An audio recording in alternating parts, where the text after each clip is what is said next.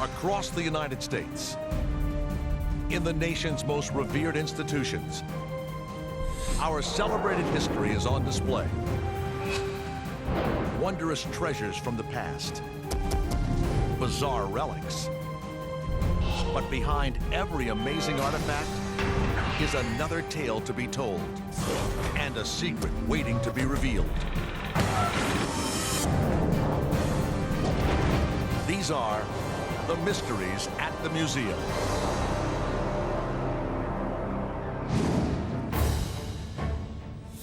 San Francisco, California.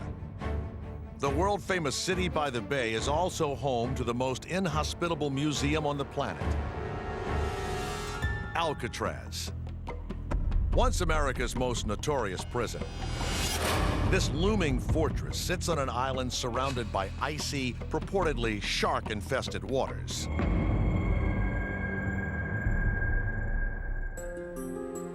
Today, the former jailhouse is a museum documenting the history of this infamous island.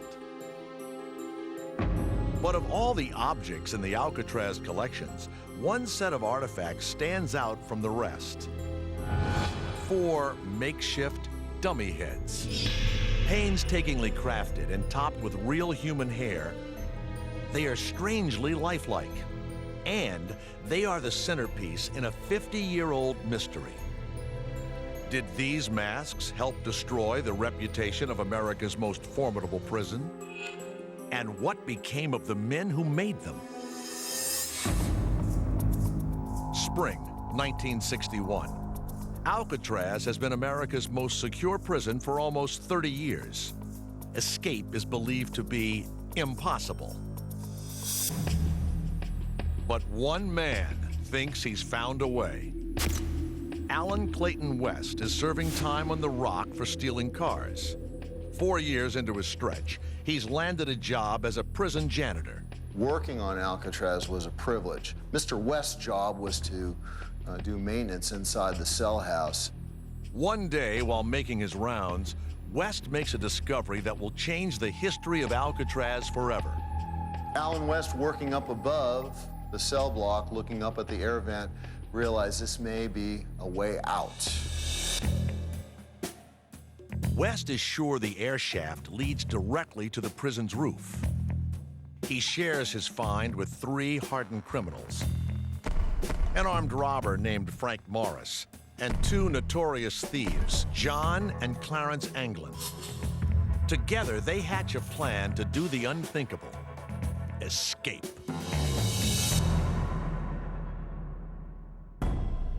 But before they can reach the air shaft, they must find a way out of their 9 by 5 foot cells. Built from solid cement blocks, the cell walls are impenetrable, except for one tiny air vent near the floor. This is the actual vent that they escaped from, and then used spoon handles to chip through the concrete to widen this hole large enough for a man to climb through. But getting out of the cell is just the beginning. Next, they must find a way to get off the island. Using a stockpile of prison-issue raincoats, they design a raft. They needed a flotation device to get them to San Francisco. 15 to 20 raincoats like this coat that you see here were transported into the cell house. They cut these coats up, sewed them together, glued the seams, and pumped their homemade raft up. The plotters hatch a plan to sneak out of their cells at night and construct the raft in a disused part of the prison. But there's a problem. There's no way they can leave their cells without their absence being noticed. There were 12 head counts throughout the day. The correctional officers were counting the convicts even as they slept. The solution they come up with remains one of the most masterful acts of deception in history. It was very ingenious, and they would do it right underneath the correctional officers' noses. In stolen moments between inspections, using scraps of newspaper, soap, and cement, the 4 plotters start to build fake heads, copying their own features in painstaking detail. They painted faces onto these heads, eyelashes put on their faces. Clarence Anglin worked in the barber shop and had access to human hair laying on the floor, and it was perfect. At night, when they creep out of their cells to build the raft, they leave the dummy heads in their beds to mislead the guards. And they pull it off. It fooled the guards. For months, the dummy heads keep the prison guards off the inmate scent, allowing the plotters to work on their plan. And on the night of June 11, 1962, the men make their break. They set out their dummy heads one last time. In the crawl space behind their cells, Frank Morris meets the Anglin brothers. But the plan's mastermind, Allen West, is a no-show. And there is some speculation that Allen West realized that they were not going to make the paddle across the San Francisco Bay. So he decided to stay behind, but the others made their break. And this is the actual vent that they came through into the corridor and then climbed up the plumbing to the rooftop of the cell house.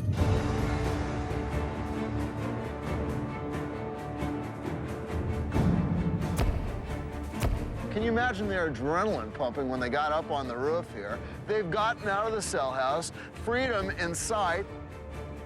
So at this point, these three convicts climb over the side of the roof, slide down a set of pipes 40 feet down to the ground, hop a few fences, and enter the water. They take off into the night, never to be seen again.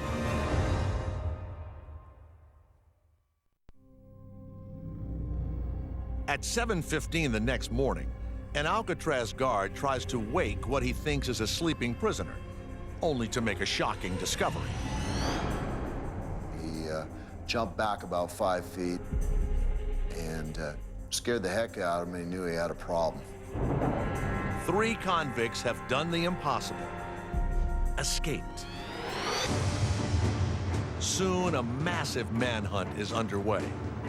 Allen West is interrogated and reveals the details of the plot. But there is one question he can never answer. Did the men survive? These men were in the San Francisco Bay, very cold temperature. Hypothermia shuts your body down. Days later, a paddle and 3 homemade life jackets are found floating in the 50-degree water of San Francisco Bay. The authorities conclude that the men must have drowned. But to this day, no one knows for sure. Whether they survived, there's always a chance, I guess, and there are people that root for these guys thinking maybe they did make it. And maybe they did. Alive or not, their daring exploit ruined Alcatraz's reputation as the toughest prison on the planet. 1 year later, the prison is closed for good.